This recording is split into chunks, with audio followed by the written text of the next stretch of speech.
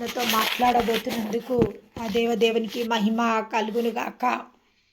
దైవజనుడును సన్నద్ధుడై ప్రతి సత్కార్యమునకు పూర్ణంగా సిద్ధపడి ఉండునట్లును దైవావేశం వలన కలిగిన ప్రతి లేఖనమును ఉపదేశించుటకును, ఖండించుటకును, తప్పుదిద్దుటకును, నీతి యందు శిక్ష చేయుటకు ప్రయోజనకరమై ఉంది. దేవుని నామానికి మహిమ కలుగునుగాక.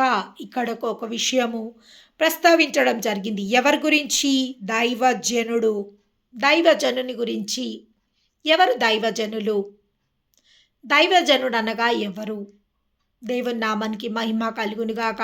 దేవుని చేత ఎన్నుకోబడిన వ్యక్తి, దేవుడి చేత ఏర్పరచబడిన వ్యక్తి. అవును, ఒక వ్యక్తిని దైవావేశం వల్ల, దేవుని యొక్క కృప వల్ల దేవుడు వారిని ఎన్నుకోవడము, ఏర్పరచుకోవడం జరుగుతుంది. దేవుడు ఒక మాట సెలవిస్తుండు, పిలువబడ్డ వాళ్ళు అనేకులు, కానీ ఏర్పరచబడ్డవారు కొద్దిమందే. అవును, ఏర్పరచబడ్డవారు కొద్దిమందే. ఆ కొద్ది మందిలో కూడా దేవుడు కొంతమందికి దైవజనులుగా ఉండుటకు అర్హతనిచ్చిండు. కొంతమంది సేవకులుగాను, కొంతమంది అపోస్తులుగాను, కొంతమంది ప్రవర్తలుగాను, కొంతమంది ఆ యొక్క సత్య సువార్తని ప్రచురం చేసే వారిగాను, ఇవాంజలిస్టులుగాను అనేక రకాలుగా దేవుడు పిలిపివ్వడం జరిగింది. ప్రతి ఒక్కరికి ఒకటే పిలుపు లేదు. వారి వారి పిలుపుని ప్రకారము అనేక రకముగా దేవుడు ఆ యొక్క దేవుని యొక్క ప్రతినిధులుగా దేవుడు ఎన్నుకొని ఏర్పరచుకోవడం జరిగింది. దాంట్లో ఈరోజు దైవజనుని విషయంలో దేవుడు కొద్ది మాటలు మనతో మాట్లాడుతున్నందుకు దేవుని నామానికి మహిమ కలుగునుగాక. దైవజనుడు సన్నద్ధుడై ప్రతి సత్కార్యమునకును. Yes, a servant of the God should prepare himself. అవును, ప్రతి దైవజనుడు తన్ను తాను సిద్ధపరచుకొనవలసిన అవసరం ఉంది. ఎస్, ప్రతి దానికి సిద్ధపాటు ఎంతో అవసరం. ఎస్, సిద్ధపాటు చూడండి, మనం ఎక్కడికైనా ప్రయాణాలకు వెళ్తున్నప్పుడు మనం సిద్ధపరచబడతాం. అవును, ఏ ఊరికైతే వెళ్తున్నామో ఆ ఊరి కోసము టికెట్స్ కన్ఫర్మ్ చేసుకుంటాం. మొదటిగా ఆ ప్రయాణానికి కావలసిన టికెట్స్ని మనం కన్ఫర్మ్ చేసుకుంటాం. ఆఫ్టర్ దట్ ప్యాకింగ్ చేసుకుంటాం. మనకు కావలసిన అనేక వస్త్రములని అన్నిటినీ సిద్ధపాటు చేస్తాం. ఒక సమయంని సిద్ధపాటు చేస్తారు, ఒక రోజుని సిద్ధపాటు చేస్తారు, ఒక సమయంని సిద్ధపాటు చేస్తారు, ఒక ప్రయాణానికి కావలసిన వస్తువులను సిద్ధపాటు చేస్తారు, కావలసిన వాహనాన్ని, ప్రతిదీ సిద్ధపాటు జరుగుతుంది. ఎస్, ఒక జర్నీకే సిద్ధపాటు ఉంటే దిస్ ఈస్ ద జర్నీ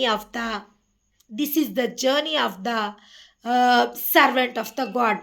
ఇది దేవుని సేవకుని యొక్క జర్నీ, దైవజనుని యొక్క యాత్ర ఇది. దైవజనుడు సన్నద్ధుడై ప్రతి సత్కార్యమునకు పూర్ణముగా సిద్ధపడి ఉండునట్లు. ఎట్లా సిద్ధపడాలంట? ప్రతి సత్కార్యమనగా ప్రతి మేలు చేయడానికి దైవజనుడు సిద్ధమై ఉండాలా. దేవుని నామానికి మహిమ కలుగునుగాక. సంఘానికి ఏది మేలుకరమో, ప్రజలకు ఏది మేలుకరమో, ఎస్, ప్రతి సత్కార్యమునకు సిద్ధమై ఉండవలసిన అవసరం ఉంది. దేవుని నామానికి మహిమ కలుగునుగాక. ఇక్కడ చూడండి, దైవజనుడు ప్రతి సత్కార్యమునకు పూర్ణంగా సిద్ధపడి ఉండునట్లు దైవావేశం వల్ల. దేని వల్ల సిద్ధపడాలా? దైవావేశం వల్ల. దేవుని యొక్క ఆదేశాలను బట్టి, దేవుడు తనకిస్తున్న ఇన్స్ట్రక్షన్స్ని బట్టి, దేవుడు ఆ యొక్క దైవజనునికి ఇస్తున్న ఆదేశాలను బట్టి తనని సిద్ధపరచుకోవాల్సిన అవసరం ఉంది. ఎస్, ఆ యొక్క దైవజనుడైన చూడండి, ఏలియా భయంకరమైన కరువు ప్రాంతంలో ఉన్నప్పుడు దేవుడు తనని కాకోలాల చేత పోషించిండు. కాకోలాల చేత పోషించిన తర్వాత ఆయన సారెపతికి వెళ్ళమని చెప్పిండు. దైవజనుడైన ఎక్కడికి వెళ్ళమని చెప్పిండు? సారెపత్తుకు వెళ్ళమని చెప్పిండు. సారెపత్‌లో ఒక విధ్వరాలికి, ఒక పేద విధ్వరాలికి దేవుడు దైవ దేవుడు సేవకుని పోషించే భారాన్ని ఇవ్వడం జరిగింది. ముందే అది కరువు ప్రాంతం. కరువు ప్రాంతంలో ఆ దైవజనుడు వెళ్ళి ఏం చేస్తాడు? ఆ కరువు ప్రాంతంలో?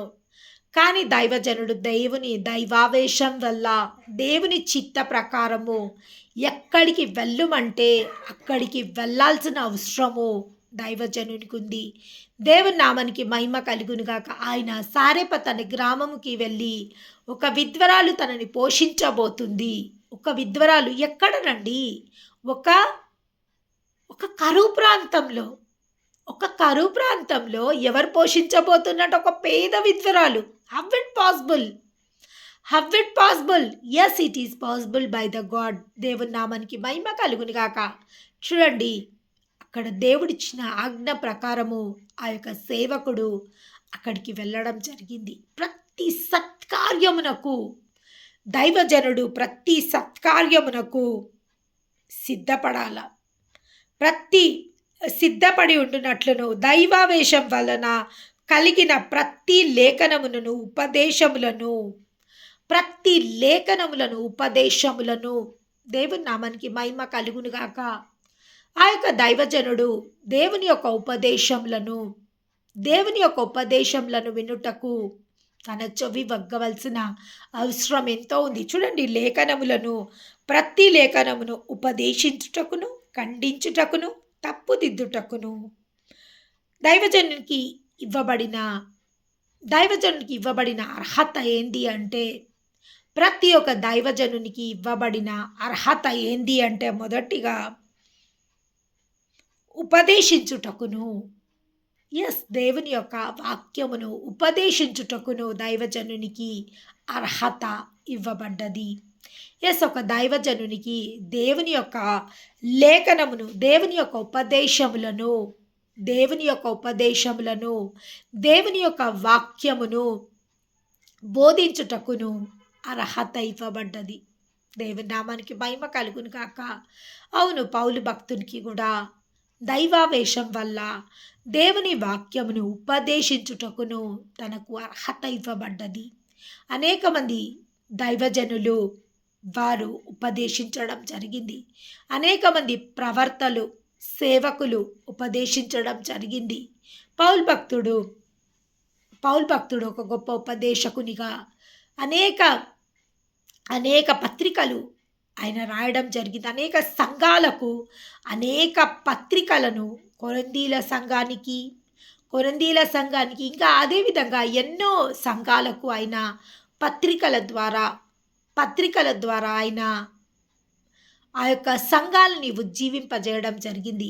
ఆ యొక్క సంఘాలలో ఆయన ఉపదేశించి ఆ యొక్క సంఘాలను పెద్దగా చేసి, ఆ యొక్క సంఘాలలో వృద్ధి చేసి, ఇంకా తన వేరే కొత్త సంఘాలని స్థాపించడానికి వెళ్ళడం జరిగింది. దేవుని నామానికి మహిమ కలుగునుగాక. చూడండి, మొదటిగా ఉపదేశించుటకును, రెండవదిగా సేవకునికి ఇవ్వబడ్డ అర్హత ఖండించుటకును. ఎస్, తప్పుని ఖండించుటకును. తప్పుని కంటిన్యూషన్ చేయడం కాదు, ఖండించాలా. సేవకునికి ఏదైనా తప్పు అని అనిపిస్తే ఖచ్చితంగా ఆయన ఖండించాలి. ఎవరేమనుకుంటారో ఏమో, అయ్యో మళ్ళీ నేను ఇప్పుడు వీళ్ళని ఖండిస్తే ఇది తప్పు అని చెప్తే మళ్ళీ వీళ్ళు సంఘానికి రారేమో, వీళ్ళు సంఘం నుంచి దూరపరచబడతారేమో, సంఘానికి మళ్ళీ రారేమో, అవన్నీ ఆలోచించవలసిన బాధ్యత సేవకుంది కాదు. ఖచ్చితంగా సేవకుడు తప్పు చేసినప్పుడు ఖండించాల్సిందే తప్పకుండా. ఆ యొక్క తప్పు చేసిన వ్యక్తికి, మీరు చేస్తుంది ఇది తప్పు, ఇది చెయ్యొద్దు, ఇది చేస్తే దేవుని యొక్క ఉగ్రతకు మీరు పాల్పంపులు పొందుకున్న వారైతారు. కాబట్టి ప్రతి తప్పు పనికి ఖండించాల్సిన అవసరం ఉంది, బుద్ధి చెప్పాల్సిన అవసరం ఉంది, ఖండించాల్సిన అవసరం ఉంది. మూడవదిగా తప్పు దిద్దుటకును. సంఘంలో ఆ యొక్క సంఘ సభ్యులు చేస్తున్న తప్పులు దిద్దడానికి అధికారము సేవకునికుంది. దేవుని నామానికి మహిమ కలుగునుగాక. తప్పులు చేస్తుంటే పోనీ నాకేమవసరం, వాళ్ళిష్టం, వాళ్ళు తప్పులు చేస్తే నాకేం సంబంధం లేదు అన్నట్టు కాదు. ప్రతి ఒక్క సంఘాన్ని దేవుడు ఆ యొక్క కాపరికి, ఆ యొక్క సేవకునికి సొంత బిడ్డలుగా ఇవ్వడం జరుగుతుంది. సొంత బిడ్డలుగా తనకిచ్చిన బాధ్యతని సక్రమంగా నిర్వర్తించిన నిర్వర్తించాల్సిన బాధ్యత నిర్వర్తించాల్సిన బాధ్యత సేవకునికుంది. ఈ పౌలు భక్తుడు ఇక్కడ తిమోతిని అనేక మంది సేవకుల దగ్గరికి, తీతు దగ్గరికి వెళ్ళి, తిమోతి దగ్గరికి వెళ్ళి అనేక సేవకులని బలపరుస్తుంటాడు. అనేక సేవకులని బలపరుస్తుంటాడు. అనేక సంఘాలలో తప్పులని దిద్దుతుంటాడు. అనేక స్థలాలలో ఖండిస్తుంటాడు. అవును, ఆ విధంగా ఆయన చేస్తుండు కాబట్టే ఆయన ఇక్కడ ఈ విధంగా లేఖనంలో రాయడం జరిగింది. సేవకుడు తన చేసింది మాత్రమే తన సంఘానికి చెప్పాలా. చెయ్యదగినది చెయ్యదగినది సంఘానికి చెప్పే అర్హత సేవకుడికి లేదు. నువ్వు దేవుని నుంచి విన్న ఉపదేశము అది నీవు అవలంబించి సంఘానికి అవలంబించడానికి ఆ యొక్క వాక్యాన్ని సంఘానికి చెప్పవలసిన అవసరం ఉంది. నువ్వు సంఘానికి చెప్పేసి నువ్వు అది చేయకుంటుంటే దట్ ఈస్ నాట్ వర్తి. అది అది సేవకునికి అది సరి అయింది కాదు. దేవుని నామానికి మహిమ కలుగునిగాక. చూడండి, మూడోదిగా తప్పుదిద్దుటకును, నాలుగోదిగా నీతి యందు శిక్ష చేయుటకు. దేవుని నామానికి మహిమ కలుగునిగాక. కొన్నిసార్లు శిక్షించుటకు కూడా సేవకునికి అధికారం ఉంది. దేవుని నామానికి మహిమ కలుగునిగాక. శిక్షించుటకు కూడా చూడండి, ప్రకటన గ్రంథంలో దేవుడు సంఘాల పైన నెపాలు మోపుతుంటాడు.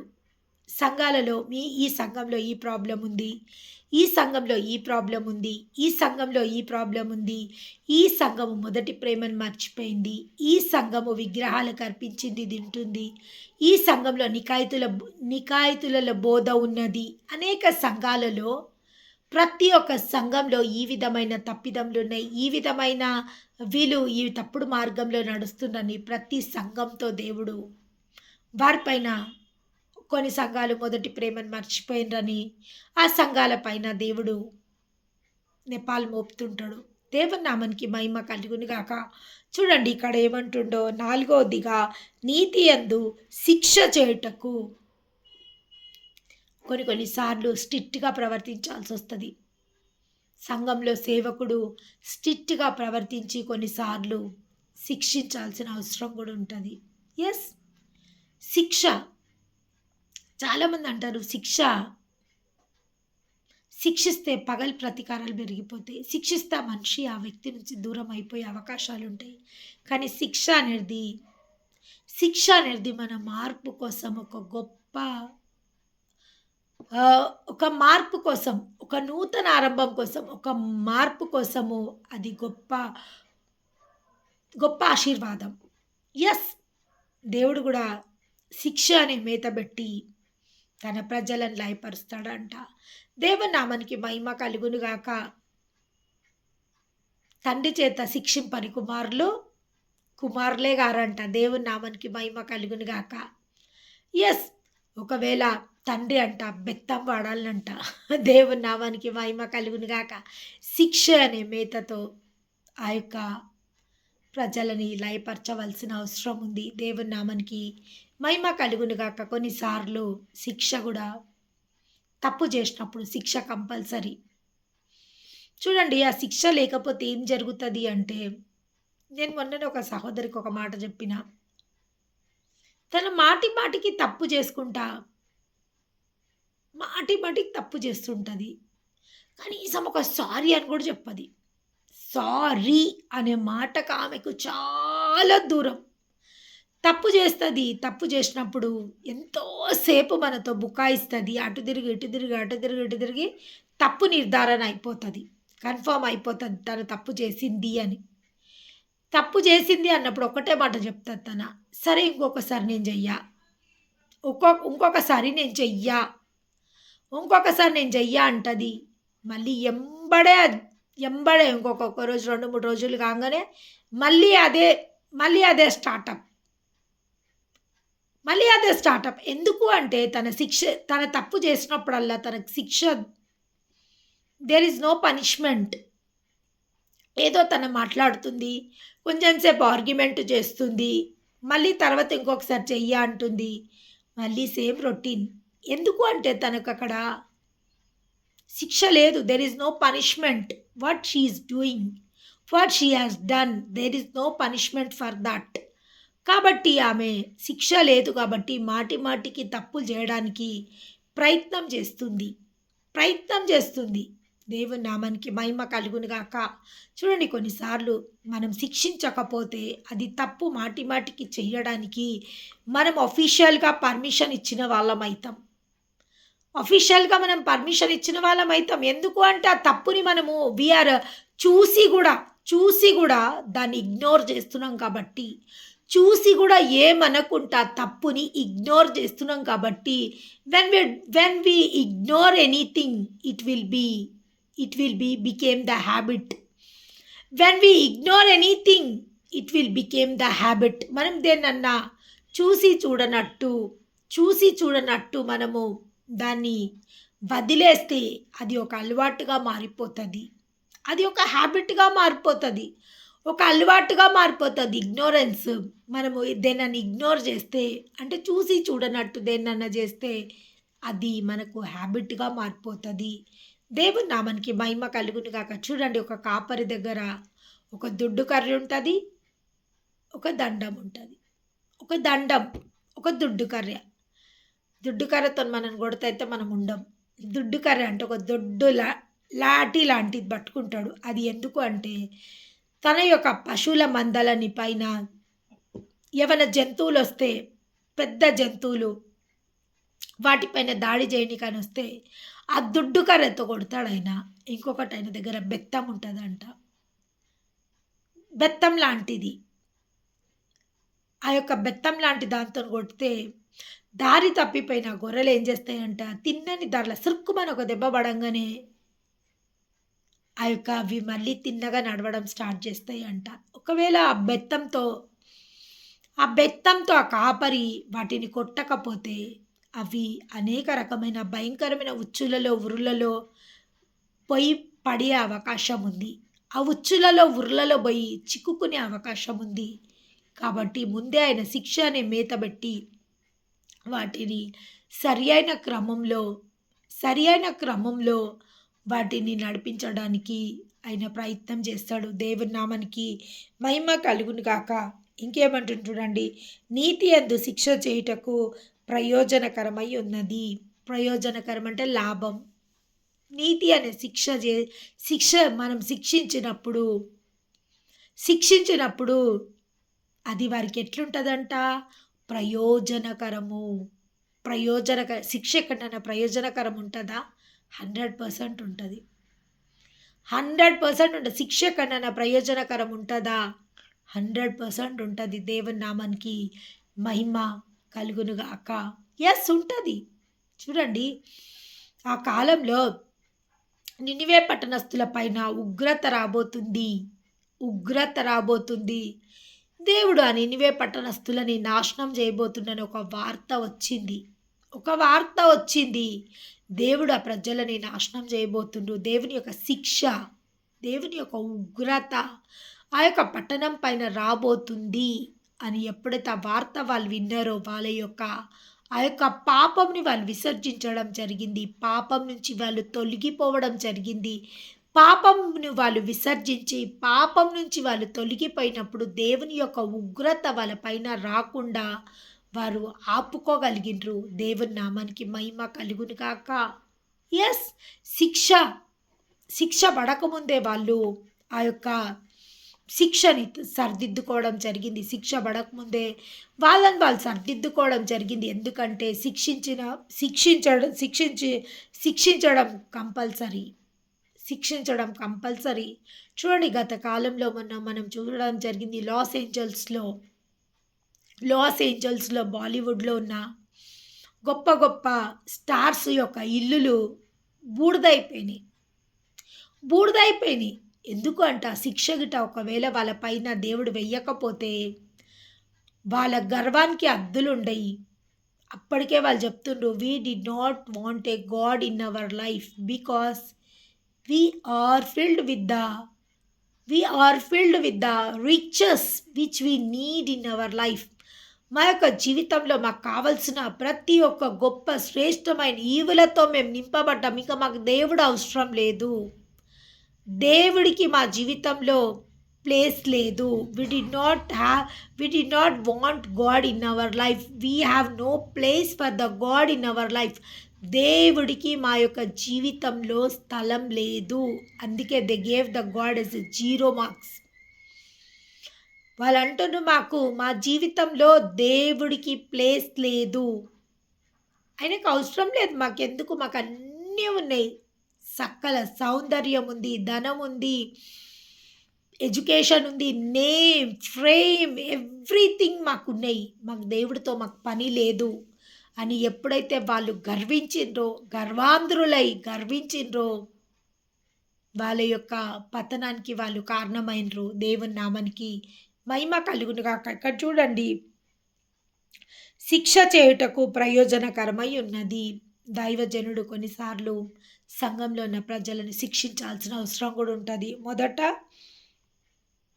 ఆ యొక్క దైవజనుడు ఉపదేశించుటకును, రెండవదిగా ఖండించుటకును, మూడవదిగా తప్పుదిద్దుటకును, నాలుగవది నీతి అనే శిక్ష చేయుటకును ప్రయోజనకరమై ఉన్నది. దేవుని నామానికి మహిమ కలుగును గాక. అవును, ఎప్పుడైతే దేవుని యొక్క శిక్షలో మనం ఉన్నామని మనకు తెలిసినప్పుడు ఖచ్చితంగా మనం మారు మనసు పొందినప్పుడు మన పైకి రావాల్సిన ఉగ్రత నుండి మనము తప్పించుకోగలుగుతాం. ఆ యొక్క ఉగ్రత నుండి మనం తప్పించుకోగలుగుతాం. ఇంత గొప్ప రక్షణని నువ్వు నిర్లక్ష్యం చేసినడలా ఎలాగ తప్పించుకుందువు అని లేఖనం రాయబడింది. అవును, ఇంత గొప్ప రక్షణ, దేవుడిచ్చిన ఈ రక్షణ చాలా గొప్ప రక్షణ. కానీ అనేక రకాలుగా ఈ యొక్క రక్షణని నిర్లక్ష్యం చేయడం జరుగుతుంది. ఈ రాత్రికాల సమయంలో దేవుడు ఆ యొక్క నిర్లక్ష్యం చేయకుండా